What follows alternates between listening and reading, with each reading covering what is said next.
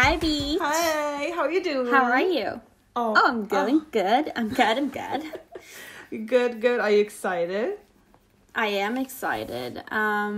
We were talking a little bit about this before we started recording, but we've had some big developments going on today, and we might be getting some new family members this week if everything goes according to, I don't know, the way we want it to. Oh, it's so exciting. I can't wait. I'm so excited. Like, I am kind of hesitant to, like, talk about this before anything is, like, officially determined, so it might not happen. Just FYI for anyone listening. Like, you just mentioned it, like, a little bit. But, so, we might be getting cats this week, if everything goes according to plan. A tiny little kitty. I'm so excited. Like, I wanted cats forever, and of course I'm allergic, and so that's nice. Of course. Nothing is going to be easy. Of course. No, it can't be easy. No. So I'm allergic, so I can't just pick and choose among cats. And we also don't have like several thousands to buy purchase a fancy cat. It's still got that new cat smell. So we found our in-between, which is we were buying a fancy cat, but it's secondhand. It sounds horrible when you say it like that. I mean, it's true. No, but we're so crazy excited. Me too. I really hope that they get to move here. We're recording this on Sunday. Yes. It's Sunday today, yes. Correct. Yes. And if everything goes according to plan, we will, by the time of the release of this episode, we will know if we get to pick them up or not. And if we get to pick them up, we will get them tomorrow when this podcast is released. So, the Saturday. Oh my god, it's the new podcast mascots. Yes, hopefully. Hopefully, yeah. Knock on wood. No, yeah, exactly. Yeah. I'm a knock. Yeah. Just for good luck, you know. Just for good luck. Yes. We really hope. So, I'm so excited. I really hope we get some new family members. Yeah, I have been talking about this forever, I feel like. Yes. I've wanted cats forever. And my mom is also allergic, so we never had cats. And we also had dogs, but, you know, some dogs and cats mix. And, but it's never been, like, a thing. And my dad is he's not a big fan of... Having like, animals? he does... No, he does enjoy animals. He doesn't dislike animals. It's more of the... maybe like the responsibility. He doesn't want to feel tied up. No, I can understand which is a great thing to do when you get a kid, but no, I'm sorry. I don't want a dog. I want a kid. Yeah.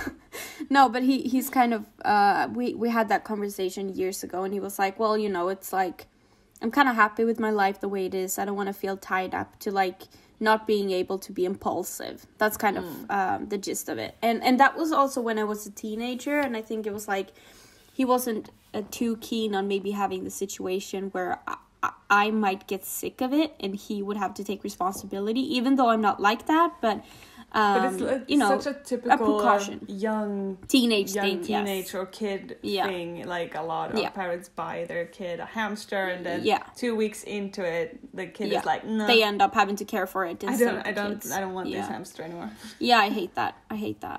When we get kids, if our kids want a pet of their own, I'm gonna be like, sure.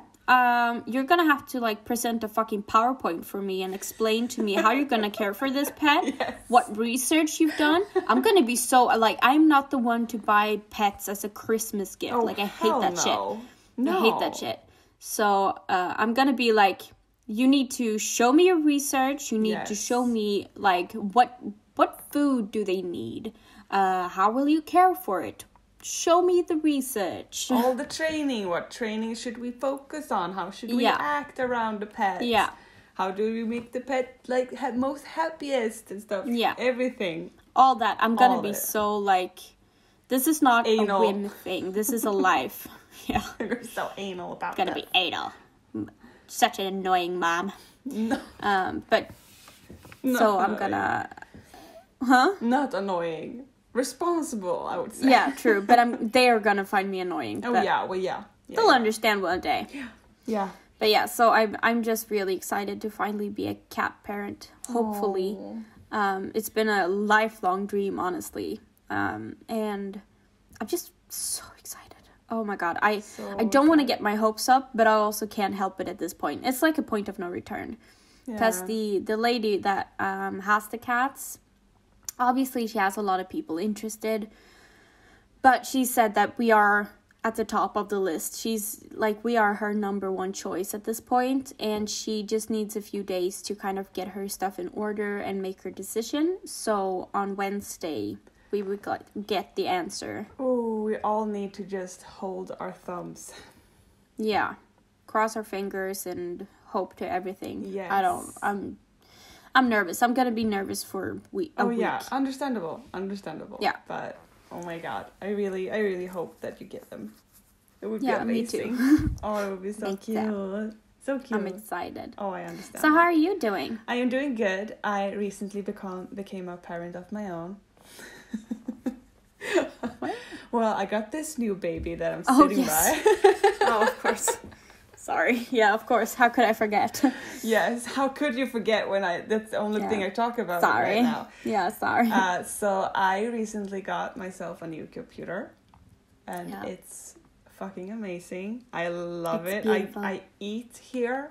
I sleep here. I play here. I study here. I do everything by my new computer because I can just sit and stare at it for an hour. You got her yesterday though. Yeah. It's new. I eat here. I sleep here. I live here.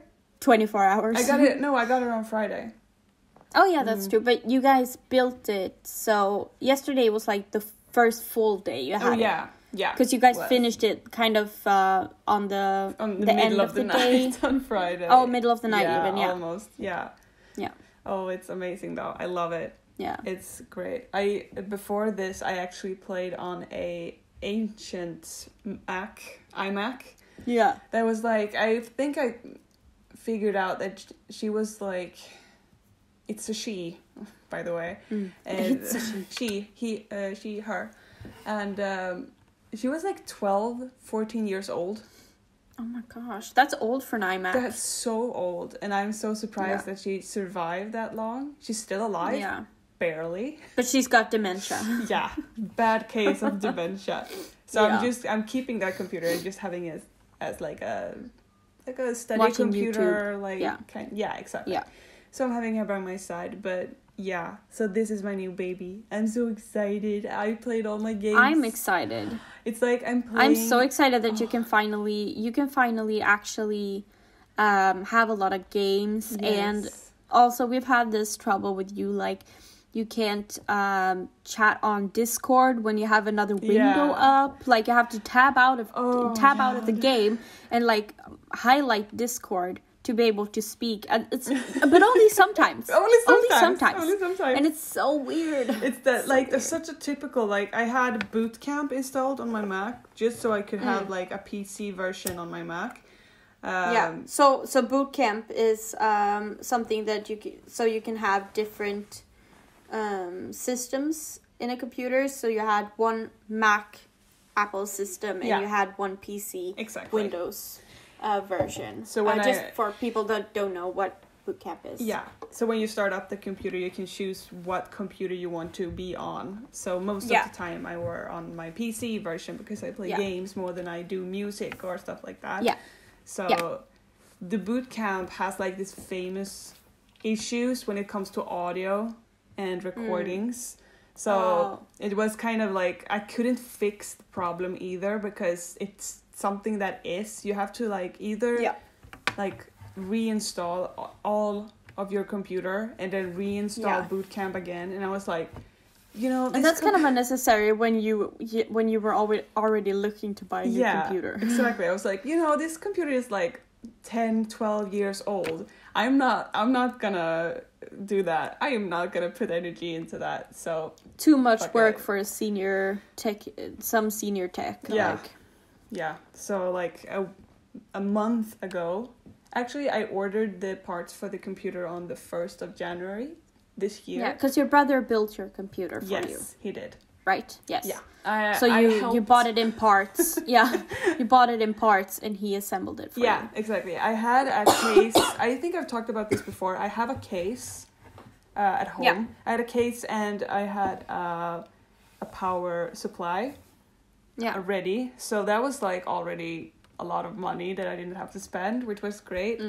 But I'm so excited. It's like I get to experience all of my favorite game all over again, all new. And honestly, Wallpaper Engine is so much fun. It's so much fun. Oh, you've seen the wallpaper I have now, right? The one with the clock. Yeah. Yeah. It's great. It's got like audio visuals and a clock, and it's like retro neon lights. I love it. It's very 80s. Oh, I love that. Yes. For people that don't know, Wallpaper Engine is something that you can buy on Steam. And it is pretty much that you can choose wallpapers for your computer, but they are animated. They're kind of like short movies, and there's a bunch of different stuff. So I think my current one is Celeste from Animal Crossing. Oh, right, yeah. She's standing in front of like falling stars. The other one I have is of it's called East March, right? East March in in Elder Scrolls. Yes, exactly. East Skyrim. March. It's I have like a painted picture of that, and then it looks kind of like it's like almost snowing, but it's not snow. It's like particles or something. Yeah, it's really pretty. It's so pretty. It creates like this depth to the picture. Yeah. It's so pretty. It really does. It was like one of the first programs that I downloaded after I got Steam to work. Honestly, me too. Me too. When I got my new PC, I got my new PC only a couple months ago. Yeah. And I mean, that was pretty much the first thing I downloaded too, because I was so excited, because my husband has had it for ages, and I'm always so jealous, because you can't have it on Mac. And both like your husband and my fiance have these huge screens as well. Yeah. So it looks even better on their screens. It looks beautiful. Are you getting a second screen? I am. Good. But I am waiting a little bit. Yeah. Gotta save up that money. It's good. Yeah. No, but I'm gonna get another screen, not as big as the one that I have now, but a little bit smaller, and I'm just gonna put it by the side and keep it as the usual. Yeah, it's really handy when you have like games and stuff. If you want to watch a video at the same time, or if you want to keep your chat open, or it's really handy also for me when I'm streaming, because then I can have the game on one monitor and then the chat on the other monitor. It's really handy. Oh yeah, that's something I'm looking forward to. I realized after I bought like all the parts for the computer, and when we installed everything, I got into this wormhole of technological things that I want to buy. Yeah, one can almost think that you're like your father's daughter. Oh or my something. God! Wow. Me, really? Yeah. No. Yeah, my dad is a real hoarder when it comes to technological things, as well as just liking everything. To like if we're gonna buy something, we're gonna buy the best thing of it, even though it might cost double. Yeah. Which I did. The other day. Of course you did, because you're your father's daughter. Yeah, and it was funny because I was like, my dad knew that I was looking out for webcams, because I don't have one at the moment. So I was just browsing a little bit, just nothing fancy at all, and then he came by and was like, oh yeah, I heard that one it's supposed to be good, and he pointed at one. It was like a lot of money, and I was like, oh, I don't know if I want to put that much money on a webcam, but I don't know, okay. And then I started like googling around, looking at videos, and like 4 hours later I sat there and with that webcam. And your choice is still really expensive, but yeah, so you do you, boo. So it's on your its money. way. Yeah, that's cool. And I also bought like a new mouse pad, like a big one. Cool. I'm going all out. Yes. Love it. Going all out. I got my microphone to work, my sound card, my like stereos. Oh, everything's just up and running. I'm living my life right now, which is great. Like if we talk like about the beginning of this week was horrible. Yeah. Like it's been a lot. It's been a lot since we first started off with recording an episode that my audio file got corrupted. Yeah, so that's kind of just something we should address real quick. That's why there was no episode last week, because we had some technical difficulties. Yeah. Things just weren't going our way, and Hilda's sound file became corrupted, which was very difficult since we couldn't hear anything that she was saying, and it was a very one-sided conversation with only my audio. I think we wrote something about that on Instagram too. Yeah. But so we started a week off with that, which was like, okay, we'll just have to save that episode because it's a great episode. We just have to wait a few weeks. My memory is bad, so it will still be a good episode. When we do it the next time. But I'm gonna fix it up. Yeah, you can look forward to that episode because it's great. Nice. But then, so we decided, because school was a lot too for both of us. So we just decided that this was not our week. Really? No, and I got sick. Yeah, you got sick. Yeah. So you were sick. I got sick, and so I was kind of like knocked out a lot too. So it was kind of nice for me not to have to edit the episode, because I do the editing for the episodes and the uploading and stuff, and it's fine, and I'm used to it because I have been doing YouTube on and off for a few years, so it's not that big, but it still takes time. Yeah, and it still takes concentration. It takes a process. Energy. It still takes. Yeah, energy. it's a process. Yeah. So it was kind of almost nice. Like it was the silver lining. Yeah, kind of. Exactly. And we were supposed to have a lamp party too. Yeah. But then I was sick, and you guys had a lot of stuff going on. Yeah. This week too. So we skipped the lamp party, and it was just a lot of like sucky things going on. Fake news wasn't with us. No, but now we might become cat parents. You are a computer parent. Yeah. Everything's going back to the way it should. It's looking up. Hey, what's your Prattle Potion today, by the way? I haven't asked. It's iced tea. The thing is, iced tea. I could have never guessed. I hadn't had iced tea in a long time before we started doing the podcast. And then we started talking about it, so I got kind of in the mood for it, and then I had it, and now we kind of have iced tea all the time at home. So now it's become kind of like, oh, Leia drinks iced tea all the time, but I don't. It's kind of like, I hadn't had iced tea since like the summer, and then we started the podcast, and now I've had iced tea so much. You just walk around with an iced tea in your hand all the time. Apparently. That's the image I'm giving off. Well, I'm giving up the image of always drinking a white Monster. Yep, that's what you do. It's Monster Ultra, right? Yes. Is it Ultra? Ultra? Yeah. Yeah, Ultra. So, we're just doing the same the best as a man can get, I was gonna say. Because the last episode from last week, our last episode. The last. In the abyss. Yes, the last episode. I think I had iced tea and you had Monster too. Yeah, I think so. So we're just and we're recording this a week. It's almost exactly more than a week. A week later. Yeah. So we already like finding our drinks. That's just gonna make an appearance.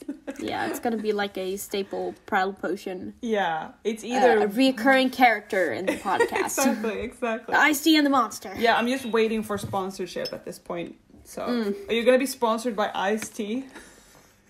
Yeah, just iced tea. Just iced tea. Yeah. Yeah, that's sponsored by iced tea. I'm just sponsored by iced tea. Just iced tea. Nice. Are you ready for today's episode? Hell yeah. So, since we had a last episode, for the people listening, we are doing every other episode as much as we possibly can. But since my script was for the previous episode and Hilda had a script ready, we're just continuing on. So for you guys, it's going to be Hilda two times in a row. Yeah. But so that's what's going down. Yeah. So it's going to go back to normal after this. Yes. But so I was thinking that we should have a little bit more of a relaxed talk. A little bit more just chatty, because the last episode that we uploaded, my last episode, was so long, it was so much information, and then we had our week, which was a lot. So honestly, like, I didn't feel like I had the energy to just put extreme research too much. Like, yeah, exactly. Yeah. No deep diving or of any sort. Yeah, I get that. So I get that. We've had a few days, and a week, so it feels kind of suitable to have something cooler, calmer. And I thought it might fit well since, like I said, our last episode that is up was longer, more like information and stuff like that. So this is wasn't the last week's episode? Did that not become our longest episode ever so far? 2 hours, I think. Yeah, it's crazy. We usually keep it between 1 and 1.5. Yeah. And that was 2 hours. It was crazy. And it was like, I still felt like, I was like, I'm gonna skip this part. You still skip stuff. It's crazy. The first one I edited that episode a lot. Yeah. Like, usually, I did show the comparison to Hilda. Like, I don't really have to edit too much usually, because we want to keep the edit to a minimum to make it more authentic and feel like it's just, two friends chatting. But that episode, I really had to edit it down. I took away some parts. It was a lot. I had to cut down on the pauses and stuff to like really shorten it down. So that is a shortened version. I think we sat for at least like 2.5 hours, maybe, almost something like that. It must in the end, the raw version. It was crazy. But so this episode is not going to be anything like that. You don't have to worry. No, we're doing like chill. Yeah, this is chill. Because we're going to talk about something that is on our minds almost 24/7 right now. Oh. And that is a game that we're playing a lot right now. Do you think you have a guess what game that might be? Do you think you have a guess? I don't know where that came from, but do you think you have a Hilda, guess?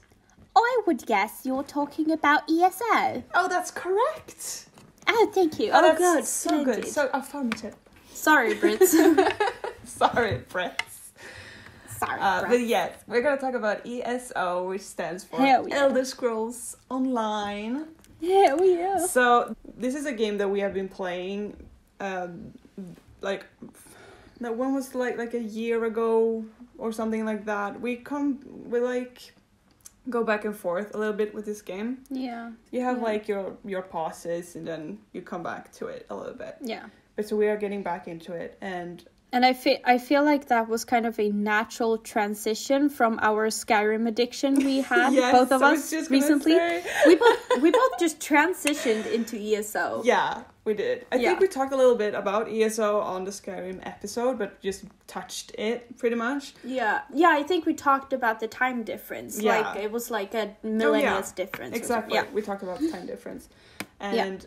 So this episode is I think it's gonna be kind of similar to the Skyrim episode since it's the same franchise. They have a lot of same like mechanics and races and classes. Story-wise, it's a lot of the same, but I don't care.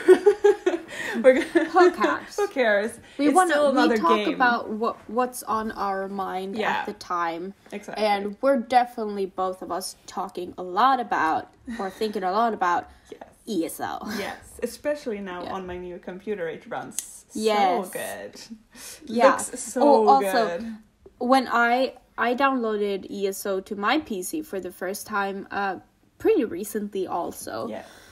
And I mean, that I told my husband when I downloaded it, it was like, shit, they did a lot of like updates and stuff. I barely recognize it. And then I realized, no, that was because I could turn up the graphics so much on my PC, which I could not do on my iMac, which I had previously. And it wasn't a different game. It was just me actually being able to have graphics on high. It was just the graphics. I mean, isn't it so much prettier? I guess so you have pretty. a lot higher graphics now, too. I have, like, I maxed it out. Yeah. Because I was like, it's now or never, bitch. Let's do it. Let's do it. Yeah. So, it looks great. The water. Yeah. Oh, my God. It's water. so pretty. So pretty. I could gush about the graphics for so long. It's so great. Yeah. But I'm gonna give like a quick introduction to what Elder Scrolls Online is for people who don't know what it is. Yeah. Like, and people might not know what Skyrim is either, but we have an episode for that as well, and I will be touching a little bit into that franchise overall. Yes. So you get like a kind of understanding on what it is. Yeah. So like we said, Elder Scrolls Online is like, we usually say ESO, just because it's a long name. It's a buy and play online MMORPG based off the Elder Scrolls franchise. So when I say buy and play, like if you think about like World of Warcraft, for example, you buy it and then you pay a subscription to it to play. Yeah, it's subscription based. Yeah. So you actually have to pay every month to be able to play. But Elder Scrolls Online, you buy it and then you can play it. So it's basically free to play if you buy the game. Then there are other elements to it within the game, but we're going to touch on that too. But so basically, if you want to try Elder Scrolls Online in the ending of this episode, it's free to play. You have to buy the base game, but when you buy a digital edition of it, I think it's like 30 euros or something. It's not too expensive if you want to try it. No. And I think there's like also a trial version if you just want to dip your toes in. Yeah, I think that's a very big perk for ESO when you compare it to World of Warcraft. Oh, yeah. Because you need to buy something, but then you need to keep paying to be able to use it, which is kind of, I don't know, it feels so scammy for some reason. Because you spend a lot of money to buy the actual game, but then you need to keep paying every month to be able to play the game. But here it's like, when you buy it, it's yours. It's fine. You can play it if you want to. You get the base game. You get the game. You can play. You can do dungeons. You can do trials. You can do everything in the game. Yeah. That you want, like, this available to you. You can do everything. Yeah. So. Yeah, I like that. That is a big perk for me. It's very welcoming to have a game like that. Yeah, definitely. Because also, especially speaking as a student. Oh, yeah. If you have a very tight budget, or if you have a very varying budget, maybe you're a shift worker, part-time worker, and one month maybe you have a lot to spend, and 1 month you may have nothing to spend. Yeah.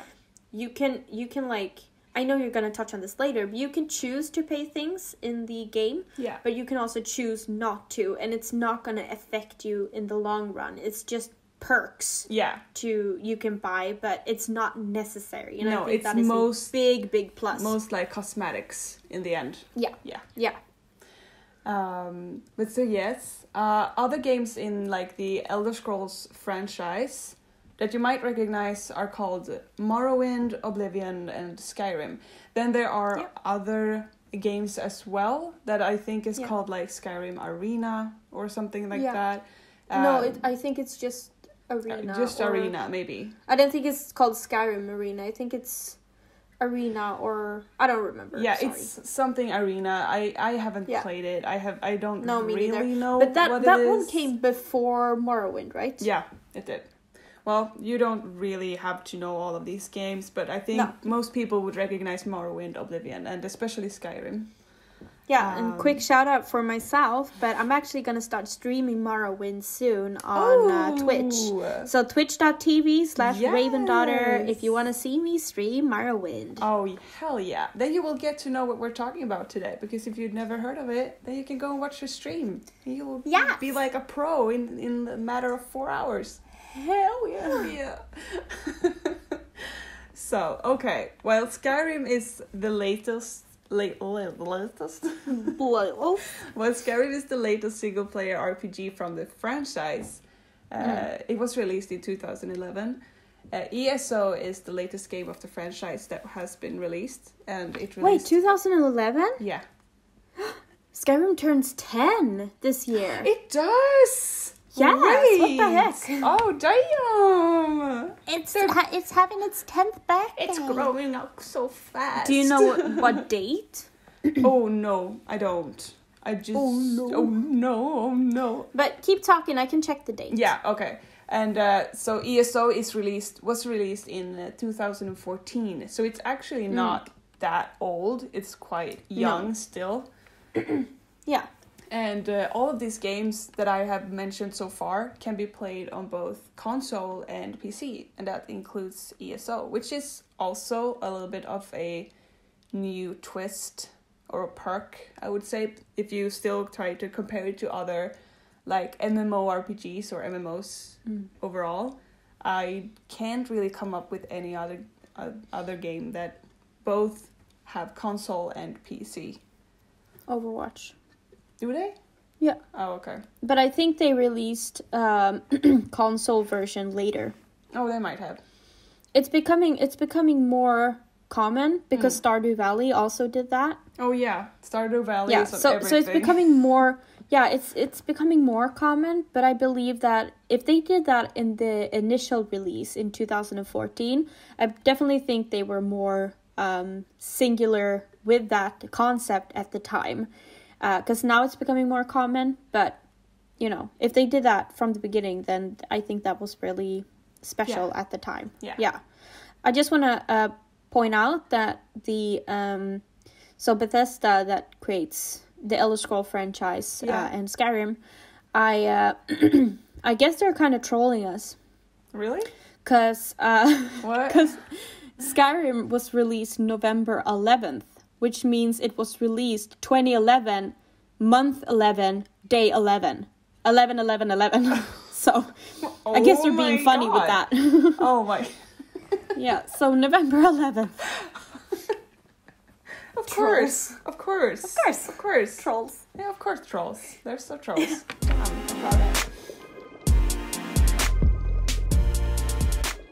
So, like, that was just, like, that's what the game is. It's an online MMORPG game. So it's basically Skyrim, but online and you play with other people. Yeah, Short version. When I had my stream yesterday, Addie, our friend, she was hanging out with me on stream, and she does not have much experience with games. She likes to listen and learn, but it's not like her world. And so I kind of said, I tried to explain it to her, and I compared it to like you combining World of Warcraft and Skyrim. Yeah. Pretty much. Yeah, pretty much. Because World of Warcraft's famous MMORPG, and Skyrim, it's the Skyrim version of World of Warcraft. It is. Yeah, yeah, it's pretty much.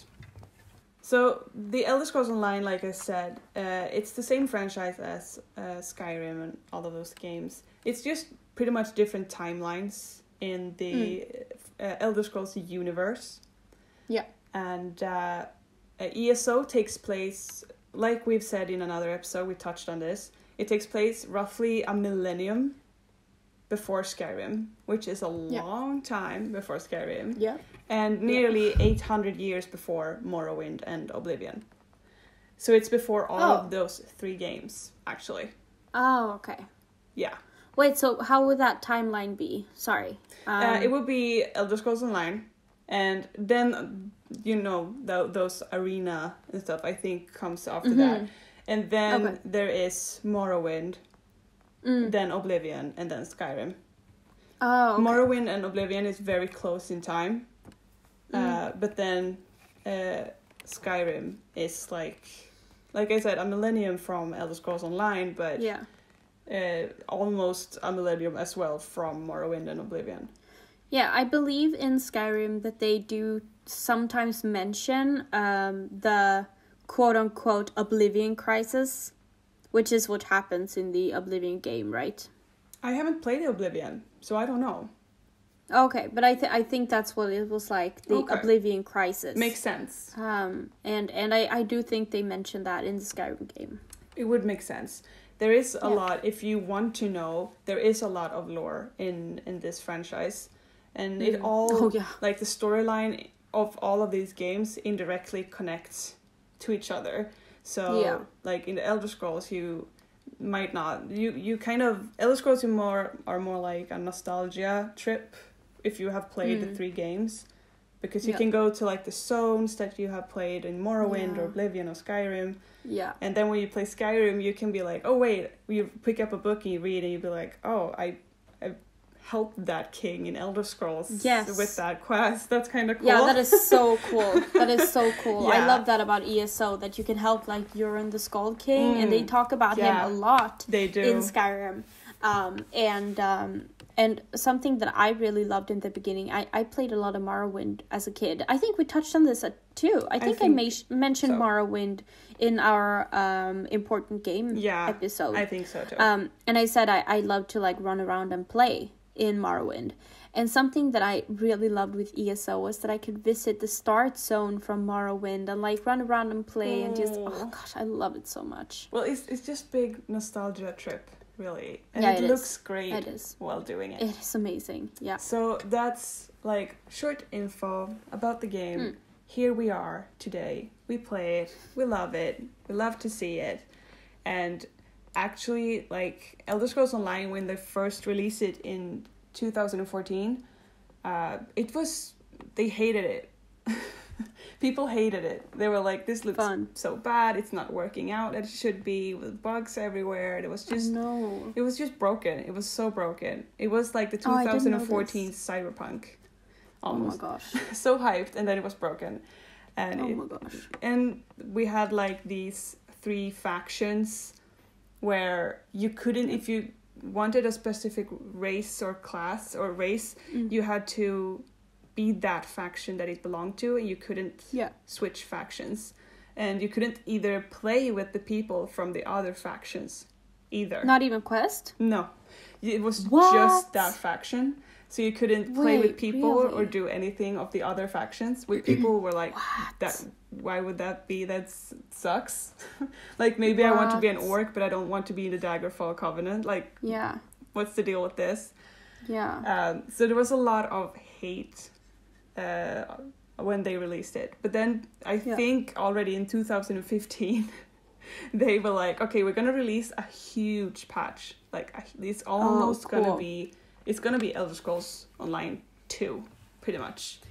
Cool. So they patched it, and like everything looked so much better. It started working fantastic, and they just threw out all of this with the faction thing, so you could play with your friends from a different faction, or you could run around and do whatever you wanted. The only difference is PvP mode. Yeah, exactly. Yeah. It's in the PvP mode, if you play PvP, like the world PvP in the zone called Cyrodiil, you can only play with your faction. But if you do like the arena or the other PvP games, it doesn't matter what faction you are. Oh, really? So it's only Cyrodiil? It's only Cyrodiil, because those... Interesting. There is a whole zone in the middle of this island or world that you play in that is called Cyrodiil, and it's just a big PvP. You just go around, and it's a huge war, pretty much, active war. I've never been there, actually. I've been there like a few times, and it's so cool, but my computer couldn't handle the amount of people, because it's but a now. War. It's now. But now that now. But you are like teams of 40 people. Oh shit! It's like a raid. People. It is, and it's huge. You like, I think some one of the teams are like protecting, and the other one is attacking, and those who are attacking, they have like big trebuchets and stuff. Wow. They have like all of the things, and you have to protect it, and then you have to infiltrate the castles, and you have to like... It's so cool. Can we do that sometime? Massive. I want to try it. Yeah, I want to try it with my new computer, so we have to do it. Oh, yes. But, so yeah, that's so cool. That's also a very By the cool way, element. Don't we love when big developers as Bethesda actually listen to their players and realize when stuff is broken and people don't appreciate what's going on. They were so quick to fix. I wonder what company could actually get on board with that concept. Oh, wow, that would be great, wouldn't it? Oh well. Wishing and then not getting what you wanted at all. That would be sad if that happened. Oh, that would suck. Right? That would suck. I feel like a lot of developers fall under that umbrella. Yeah. Yeah, they do. Cough, cough, Blizzard. Cough, cough, EA. Yeah. Yeah. No, EA is bad. But we have to talk. EA is bad. But I must say, sorry for getting off topic, but I must say that I applaud them for actually involving more like game changers. Yes, the creators. Yes.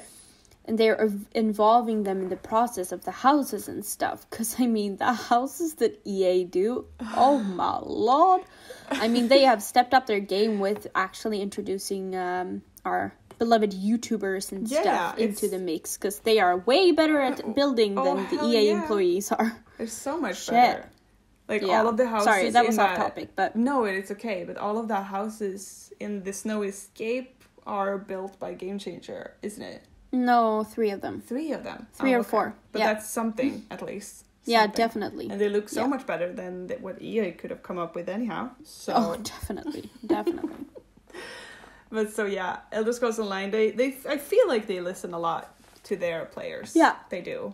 Especially when it comes to that, like, they released it and everyone's like, no, this is not what we want. And they'd be like, oh, okay, wait, give us a year, we'll fix it. And they fixed it. It was fine. Yeah. When it comes to the game, Elder Scrolls Online is, you can get the base game, and then you can play it if you want to do that. But then there are also a heck ton of expansions or DLCs. DLCs. That you can get. Yeah. And I'm not going to list them all because there are a lot. There are a lot of them. Yeah. But you can get them, and they are like if you're from the World of Warcraft scene, it's expansions pretty much where you get a new zone. Most commonly you get a new zone, as well as a new storyline, all of that. Maybe even a new class. I must say, I almost feel like you could more maybe compare it to how Sims is built. Because there is... With the stuff packs? Yeah, because I feel like the DLCs, they are smaller than what an expansion pack is. Because there is expansion packs and then there's DLC. And DLC is usually like a zone...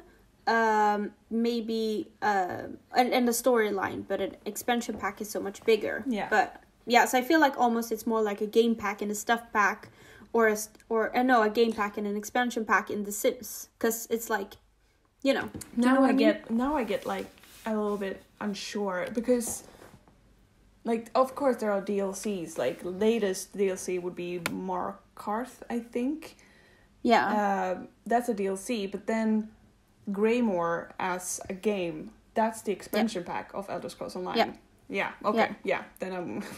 So Greymoor is an expansion pack, and that was like a big zone and a bunch of quest lines and a whole bunch of shit. And you could get a whole lot of sets and mounts and houses, I don't know, a whole bunch of shit. There's a lot of DLC things. Is a lot, it's smaller, it's like a smaller zone and like in Skyrim one big focused quest line. Yeah. Like when they released the Skyrim expansion that is called Greymoor.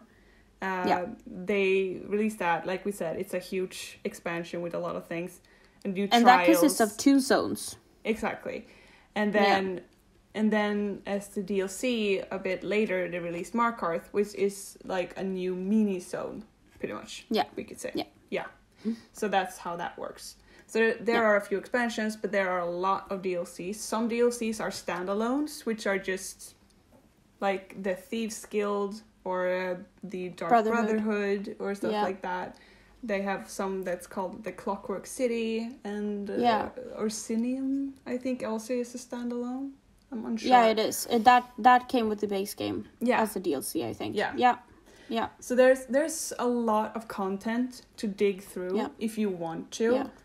Yeah, it's a lot. Yeah. Like, honestly, So, can I just expand on that a little bit?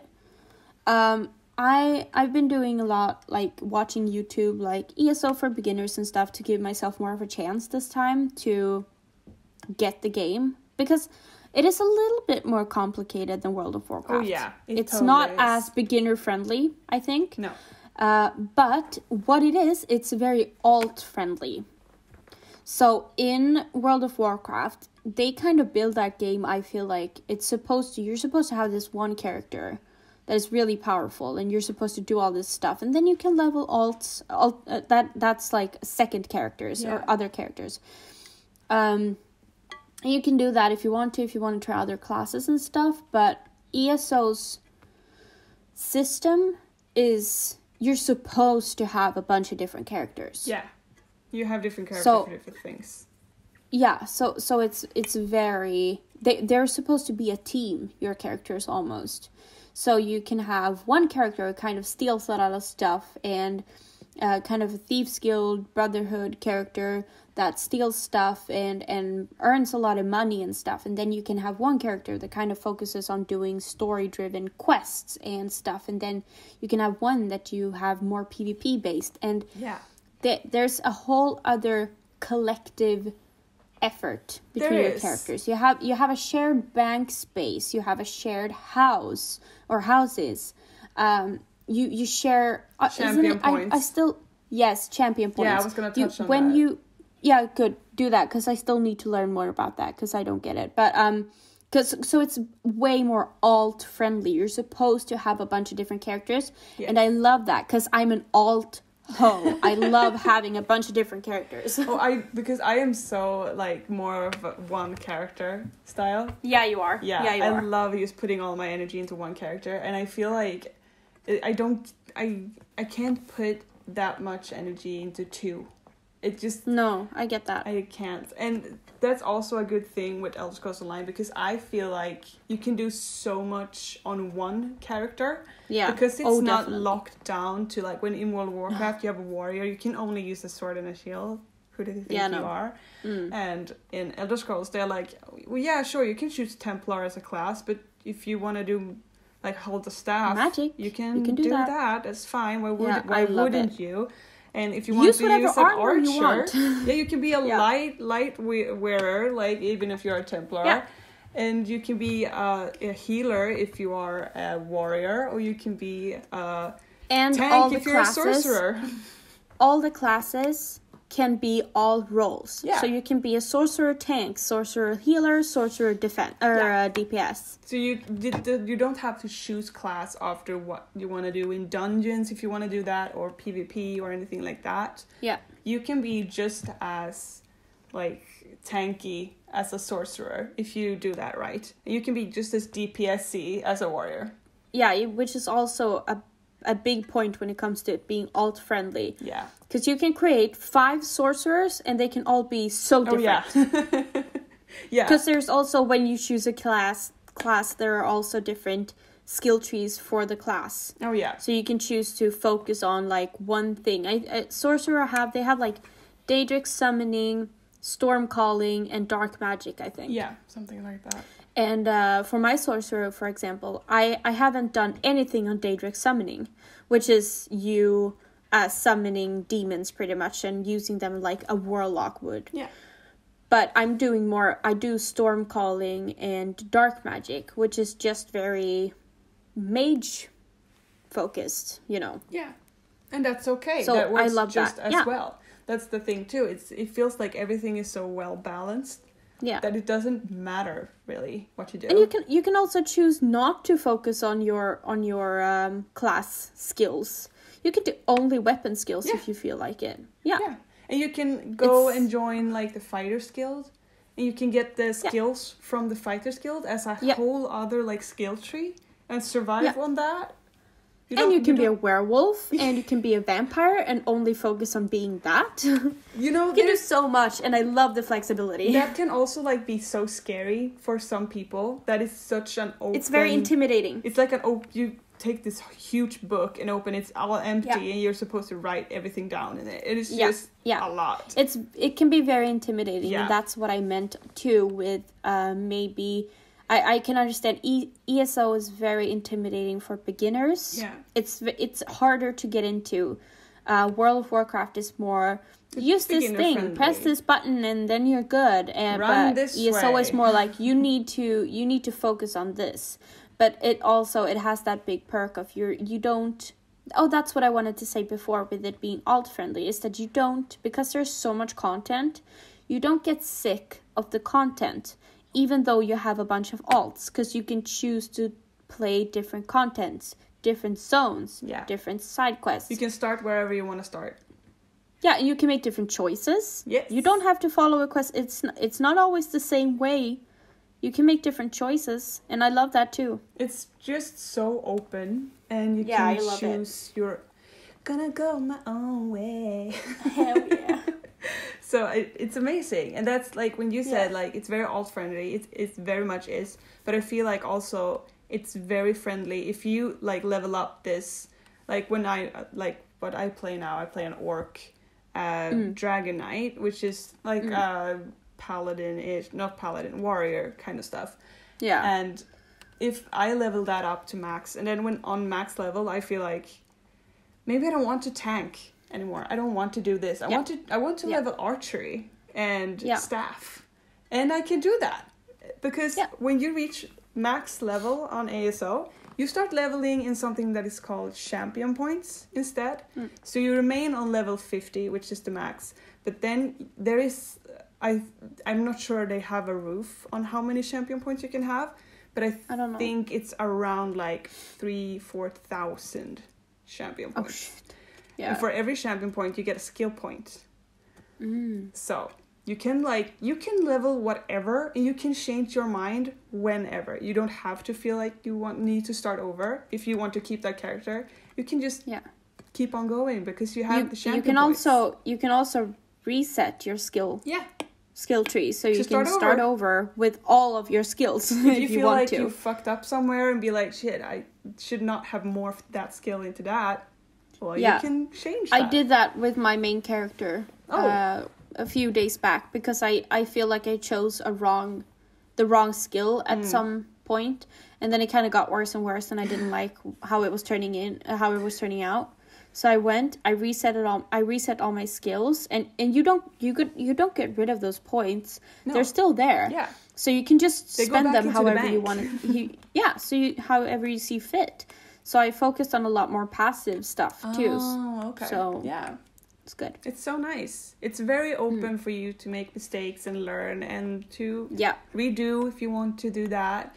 And it's very open in the way that it's up to you what happens, which I love. Like, which also turns it into be like trial and error, but you can Google, you can try your way, you don't have to be the best, everything like that. Like if you know that you like playing a DPS, you know you like playing DPS, so you can just Google ESO DPS class or build overall. Yeah. And then there's a million pages that are just for you to scroll through, and you can decide which one fits you the best. And then, of course, you don't have to follow that to the T. You can just make it your own in the way you want to do it. And that's fine. It works just as well, often. Yeah. So it's very... Oh, I love it. I love this. Yeah, me too. Me too. Great. So I'm gonna, like... Because this... What we're talking about right now, like, we can choose what we want to do in the game. It's very open and... creative. It's up to you. They kind of release you into the world and be like, do you, bitch. Good luck, buddy. You do you, baby girl. Yeah. But that also means like you can choose to make this game a solo experience. Yeah. Or you can make it the most social experience that you've ever realized. So it's like, because I'm somewhere in between. I think I would like to be more social in the game, but... You're way more of a social player than I am. Yeah, but at the same time, I love the solo feel of it because it's like an upgraded version of Skyrim. Yeah, it's like playing Skyrim. Yeah. But you have way more quests and you have more opportunities and you can be social if you choose to be. Exactly. Exactly. And... You can be like, I want to play solo, but I still want to do dungeons. Well, there's a dungeon finder. You don't have to have a group of 5 that you have to gather yourself. It's just join queue. It's usually Instapop. And then it goes by really fast. It's nothing complicated. You do it in 5 minutes. If you want to do solo things, there are solo dungeons too. There are solo dungeons too. And that's also which is amazing. Crazy that that exists. You can truly just make it a solo game if you want to. If you really don't want to have to deal with people, which I get. People are a my lot. character is level 30 now, and I've never done anything social on her. You haven't done a dungeon? Nope. No dungeon. And that works. I haven't done that. It's like it's fine. I wanna try it out. I'm a little intimidated still because I'm not a beginner, but I'm far from like comfortable. Yeah, no, but I understand. Like we said, like when it's not that beginner friendly because it from the outside it looks kind of intimidating, everything. Like every other menu, like where do you go, where do I start? And then when you join like a dungeon, there is no like tutorial on how to do dungeons. There is nothing. No. You just have to kind of rely on everyone else in the group, and that's scary. Because of course there are gonna be douchebags.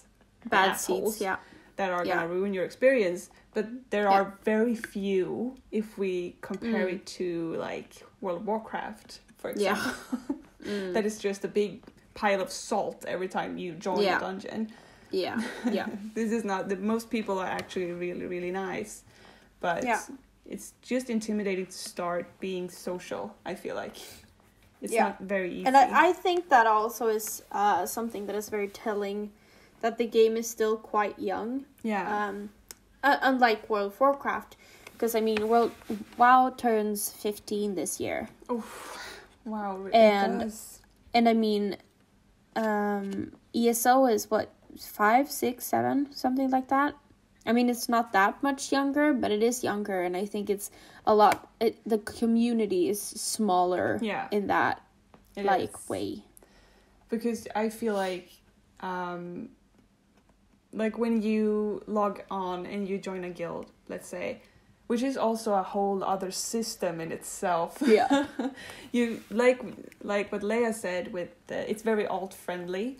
You can create a guild on one of your characters, and then automatically all of your other characters are in that guild as well. Yeah. So you don't have to be on that specific character to talk in the chat. So you can still have your friends, you can still have your community, but it doesn't matter if you want to play on your rogue character, or if you want to play on your sorcering character, or if you want to play on your sneaky character, or whatever. Exactly.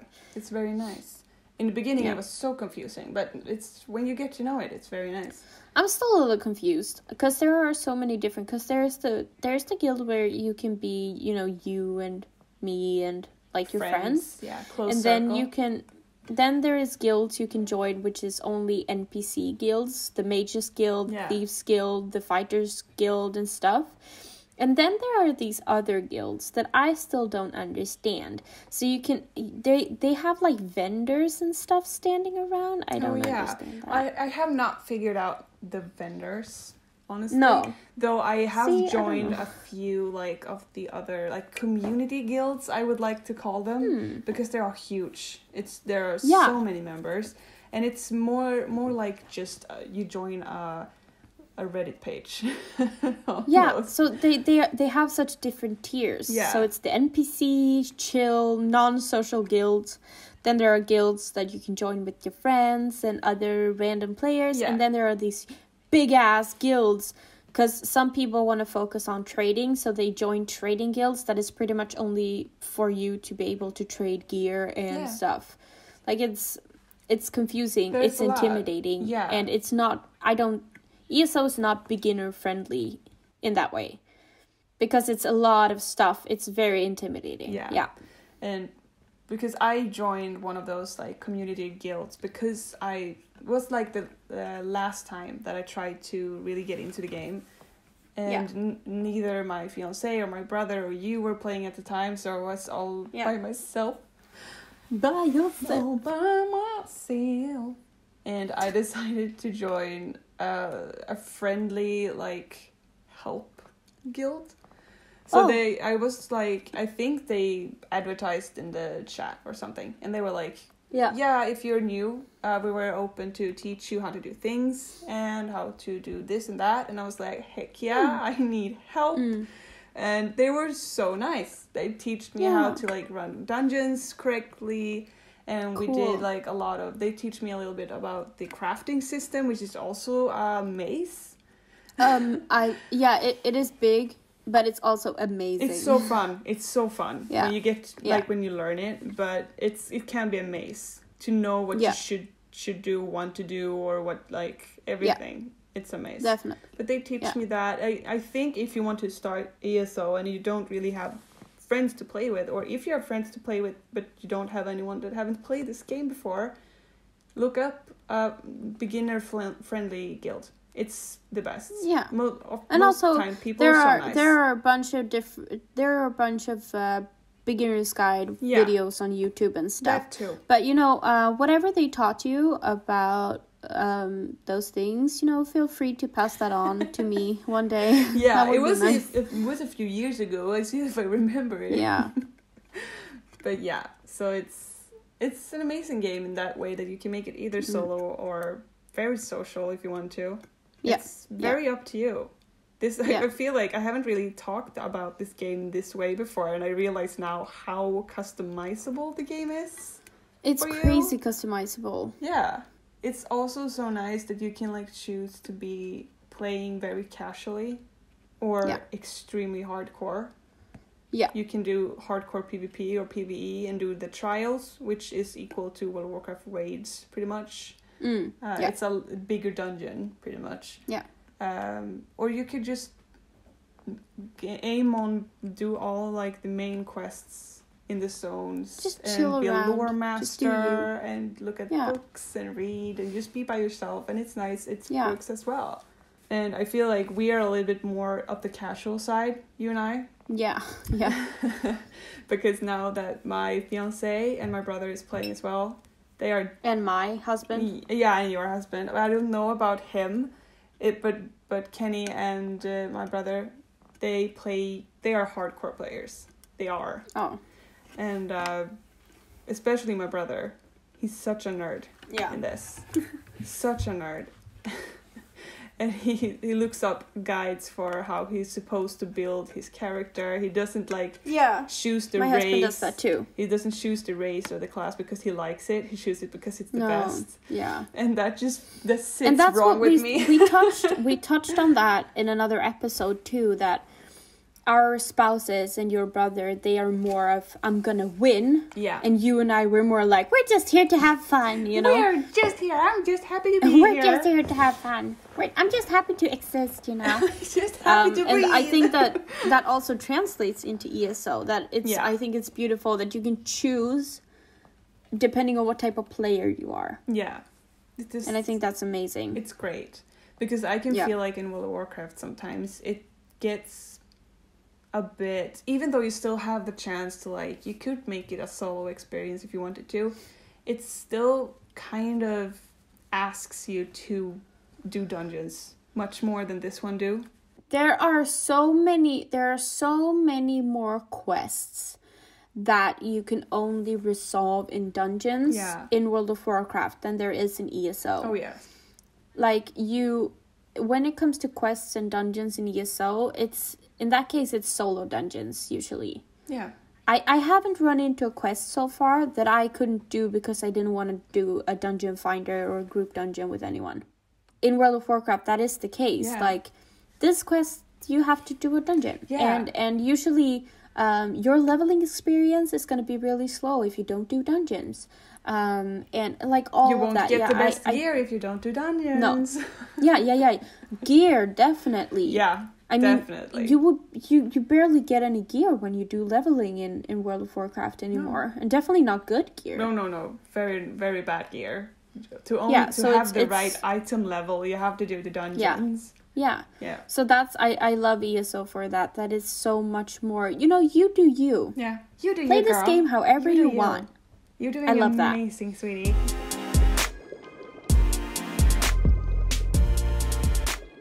there is a big thing I feel like we need to touch on when it comes to this game. And that is the housing system. Yeah, heck yes, we are. So, in ESO, you can buy your own freaking house. You can buy your own house? Yeah, you can choose between between a whole bunch of different houses. Yeah. Some are always there. Some are limited edition, only like temporary, event-based, whatever.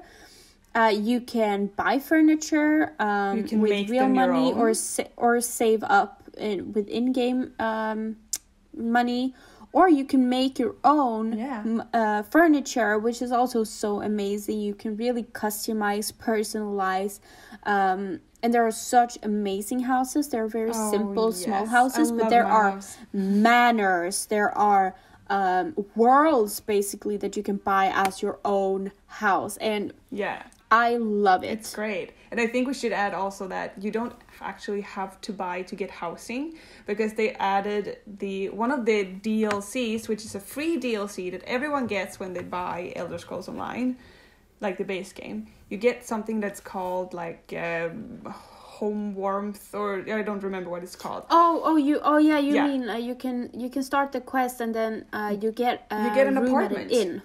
You get a small room at an inn, but it's your room. You can do whatever you want in there. You can the innkeeper is basically like, hey, I need more business, so it looks bad when the rooms are empty, so you get this. You can do whatever you want in here. Good luck. And then you get that room at that inn. And you get one for every faction, I believe. Yeah, something like that. Because I have 2. Oh, I only have one of those. I have one in Morrowind, and then one in Alinor, I think it's called. Ooh, I don't know where I have mine at, but I have it somewhere. But, so there are several. Because I know that then you can get several apartments, but also in the ending of the Elsewhere quest line, you get your own DLC. Temple. Yeah. Oh, you do? Yeah, you do. You get your own temple. I didn't know that. I haven't finished that one yet, so... You're gonna get your own temple. That's cool. But then there are, like, this cool... it's very nice. It's extremely nice looking room, like, cool room. And there are doors on either side, like 4 doors, that you have to do certain achievements to be able to open. So you can get additional rooms. So you can get to work for your own, like, bigger house. So you don't have to pay really money, really, to get a house. Yeah, so some people also choose to like really focus on housing, to save up and only do quests and stuff to save up gold to buy a house, and then you can choose to farm, like really intensively collect recipes for woodworking or buy furniture. There are furniture vendors in the world, and some of them sell a little bit of different stuff, so you can collect that too.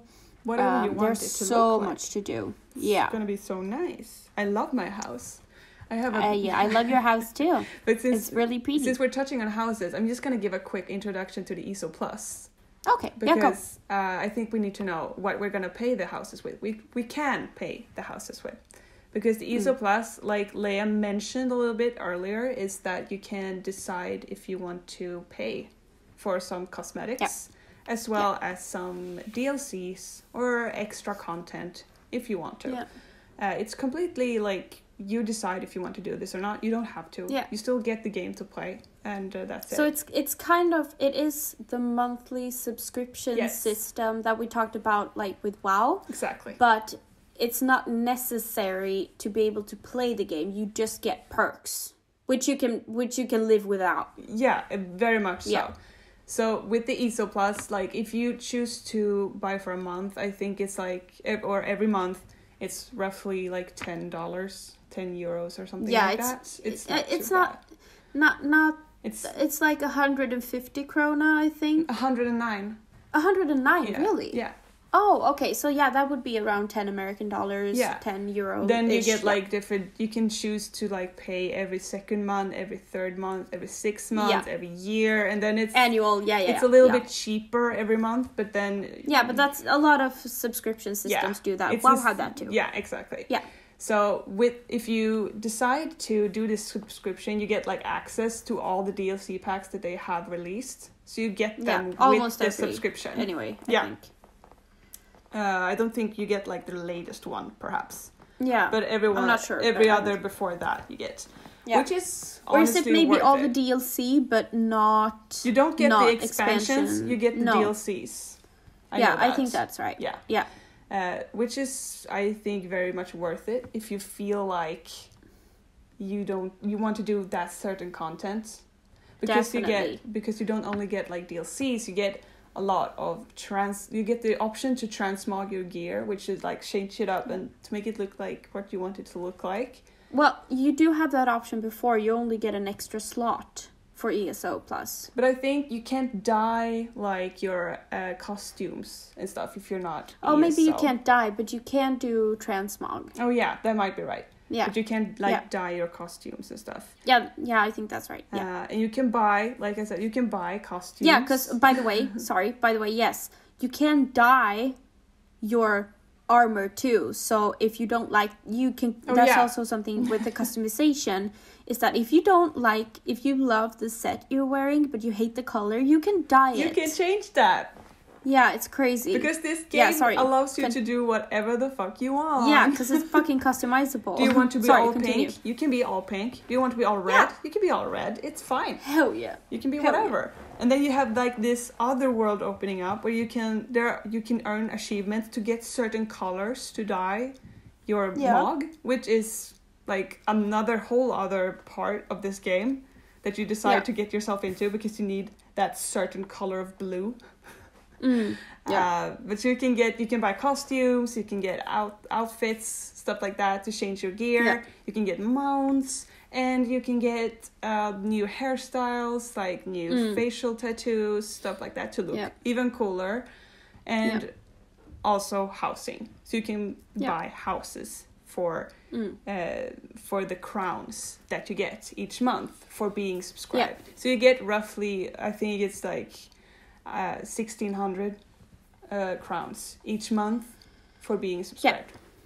Yeah. So you can save up and then buy a nice house in the end of the year if you want to do that. Just to clarify, there are there's an in-game currency that's just gold. Yeah. Which is something you can buy things for in the game. But then that's the currency they get from questing or just picking up stuff or selling stuff.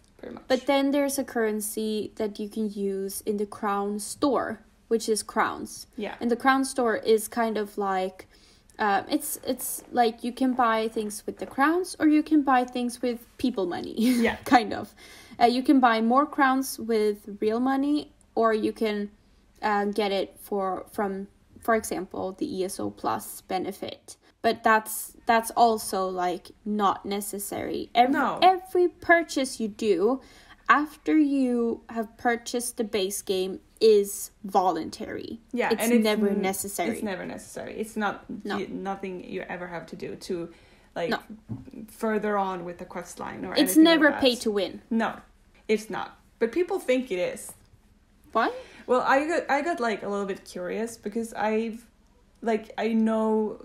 Like my fiance and I have talked about this before he started playing because he didn't get the subscription a little bit. He thought it was pay to win, and we talked about it. But this was a long time ago. He understands it now. Oh, okay. Yeah. But we were like talking about it, and then he kind of understood it. But I got curious to actually what other people that played the game, what they think about like the crown system and everything like that. Yeah. There are a few people that think it's pay to win because in theory you can buy crowns for real money and then you can sell the crowns for in-game currency. So for roughly like 5,000 crowns you can get 1.5 million gold. And with that gold you can buy gear from the auction house. Which you can, but I wouldn't count that as pay to win necessarily. No, because it's not. And also, there is a similar system in World of Warcraft now. I think that is I think it's very important to acknowledge too that some people like to spend real people money to do things in the game. And yeah, me too. I love it. But some people, they play the game a lot and they barely spend any money on it because they play the game so much that they can afford to like keep it going without spending real money. Yeah. So if they have that 1.5 million gold. If they farm up for 1.5 million gold and then buy 5,000 crowns for the crown store, they haven't spent any money on real money on that. Exactly. So I just think it's a give and take because the WoW has a similar system now where you can with the WoW tokens. You can buy with the WoW token. With the WoW tokens. With the WoW tokens.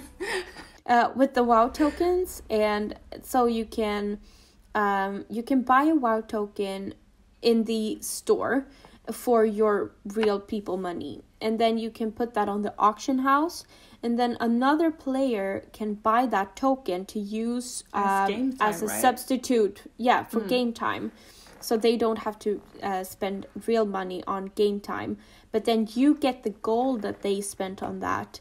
So they purchased that from you with the in-game gold. Yes. So for you would get gold, they would get real people money basically in the form of a subscription. Yeah, exactly. So WoW has the same thing. It's just packaged differently. Yeah.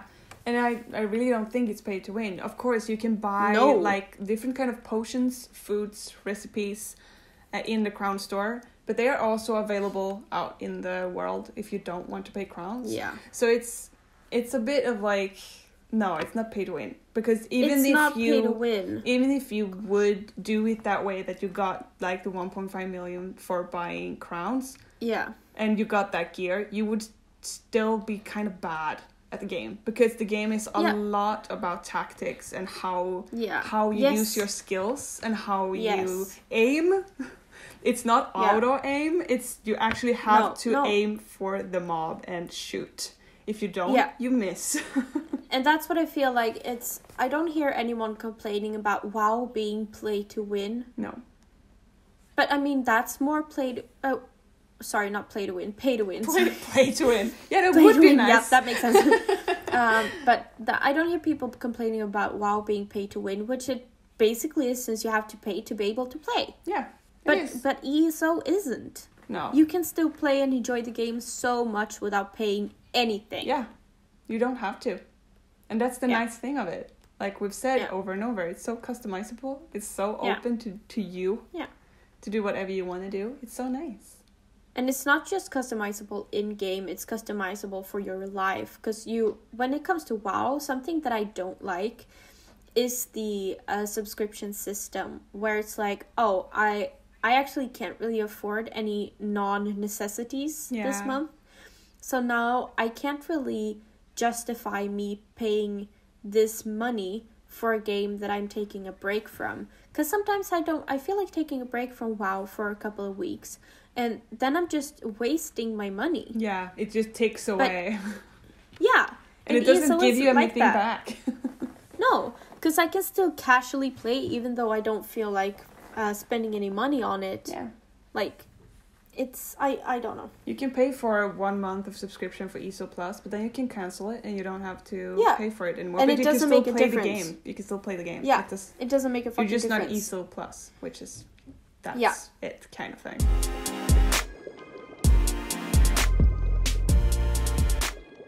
So we've in the Skyrim episode, we've already talked like about our class style or combat style, favorite classes. I think if you want to know more about that, you can listen to our Skyrim episode, because I figure it's pretty much the same still.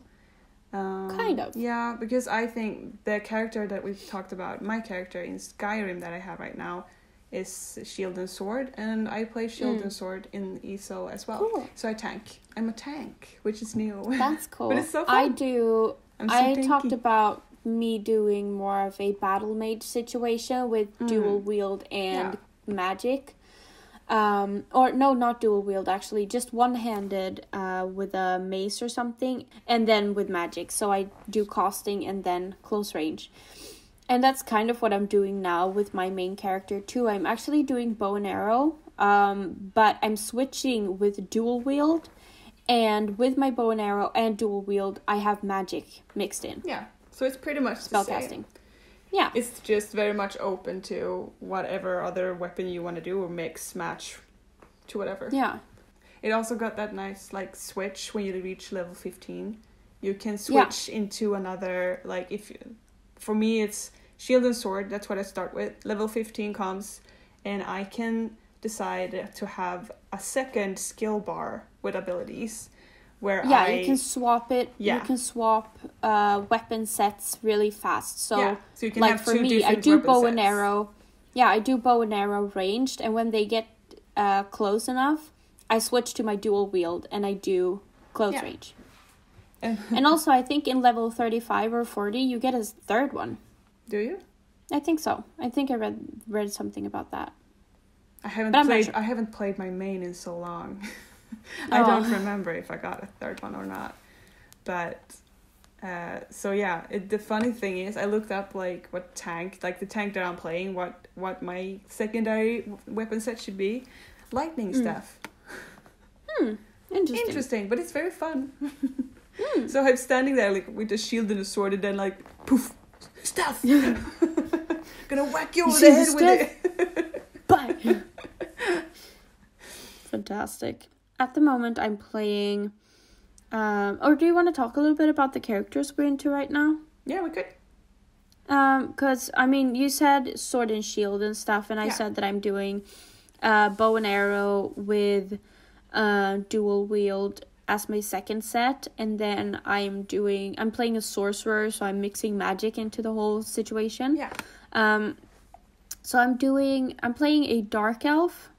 She's a sorcerer, like I said, and I'm kind of focusing on just doing a bunch of different fun quests at the moment, and I'm trying to level up my woodworking to make furniture for my new house. Because I didn't touch on that. I just bought a new house. You did. Amazing. I just bought my house, and I love it. So it's so pretty. It is pretty. It's fucking pretty. So pretty. But I chose. Hilda bought hers furnished, but I chose to buy mine unfurnished. Partly because it's cheaper, and also because I want to do the process where I fill it with my own furniture and do the whole decorating process and collecting myself. Understandable. So that's what I'm kind of working on right now with her.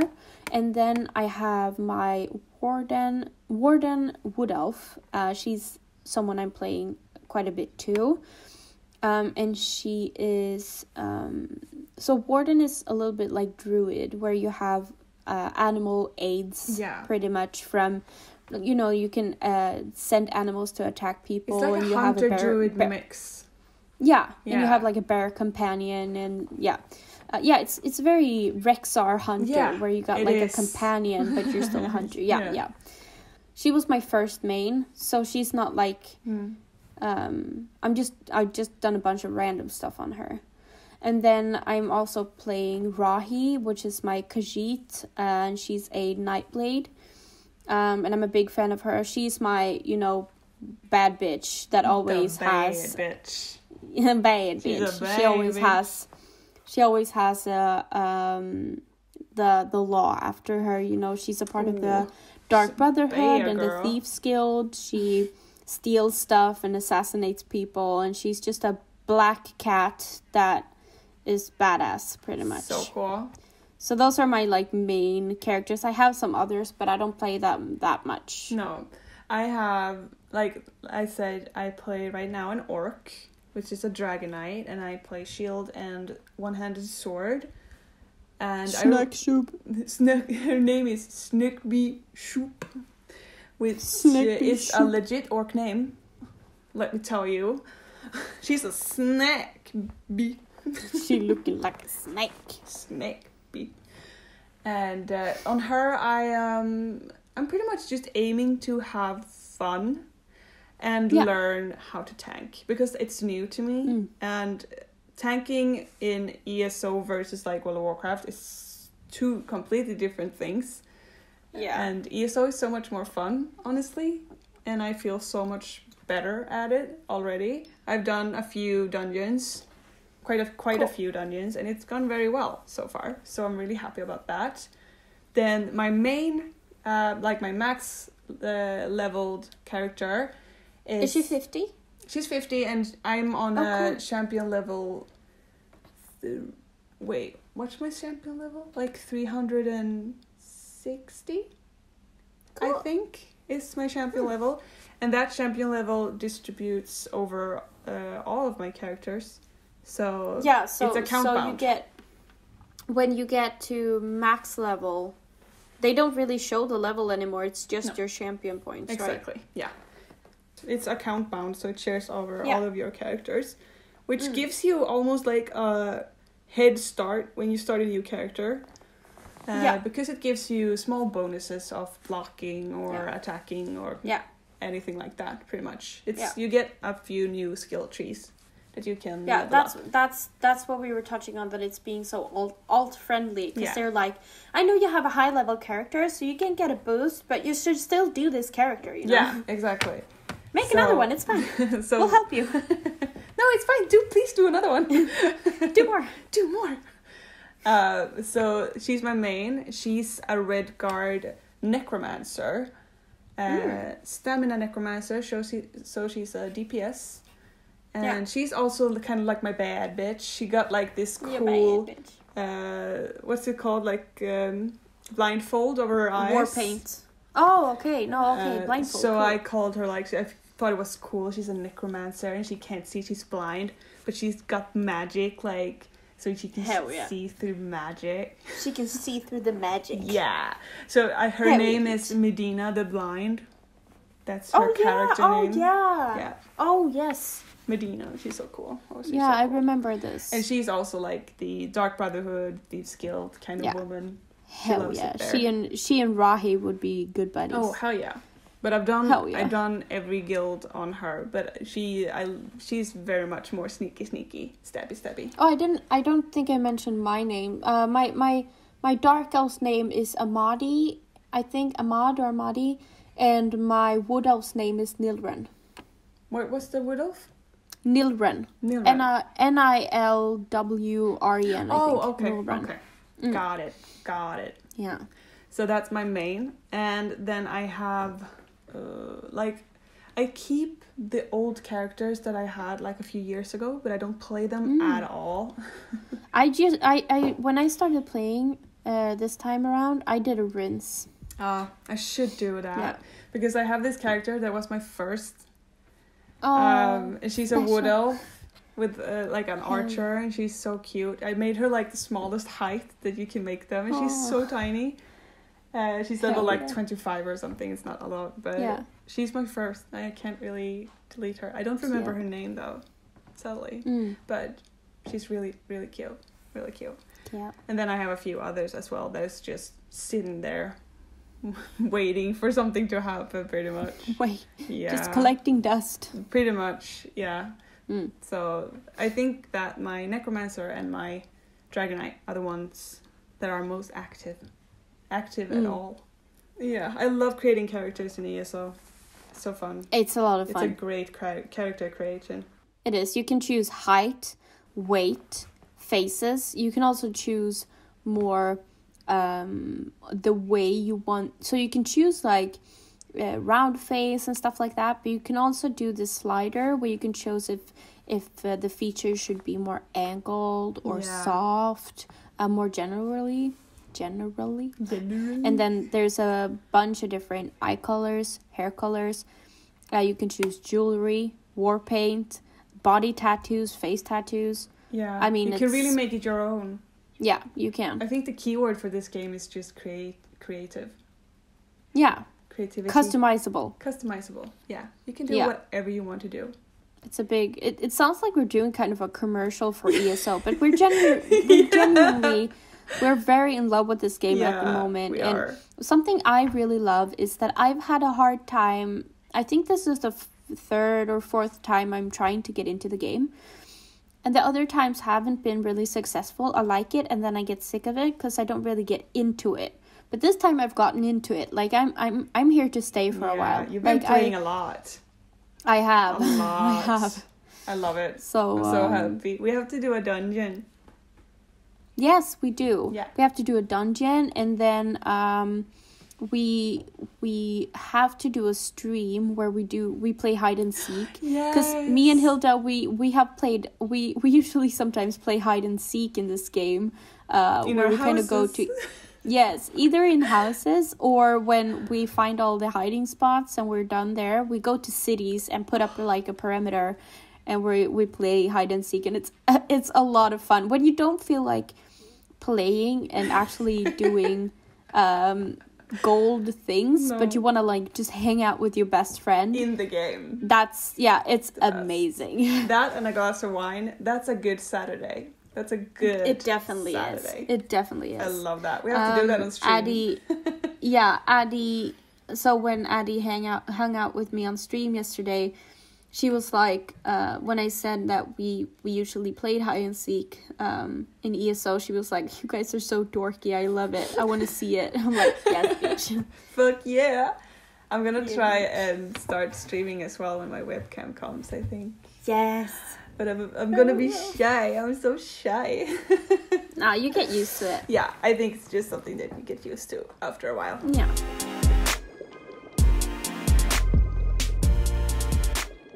So I kind of just want to round up this episode by talking about just very quickly brushing on the new expansion that is releasing in June 1st. Yes. First. I'm excited. Yeah. I haven't pre-purchased it yet, but I will do it. It's not a rush. I mean, it's June. So, yeah, no, but I'm gonna do the pre-purchase. I haven't pre-purchased it eventually. either, but I'm gonna. Oh, I'm gonna buy the heroic one. Honestly, nice. Me so too, probably. Many nice looking things. Looks so good, and I think it's called Blackwood, and it's a new zone, a little bit like the usual expansion stuff, but then they're gonna add companions. It's gonna be like Skyrim. Yes. You can have companions, Leia. Aren't you happy? Yes, I'm so excited. So if you haven't played Skyrim, you can have companions in Skyrim. In Skyrim, you get, as an example, in the beginning of the game, if you go to Whiterun and you help Whiterun with shit, you get to become Thane, and you get a housecarl in the form of the very famous Miss Lydia. And so they can join you on quests and stuff, or they could be in your house, help out. They go where you please, pretty much. And they can carry things for you, which kind of indirectly expands your own inventory. And now they're adding that to ESO, and I'm so excited. It's gonna be I wonder great. What companions you'll get. Like, will you get as an achievement? Will you get them through houses, a quest? Maybe you get them purchasing in the storyline quest for Blackwood. Like that's a part of it. Maybe. Like you get your first companion in that.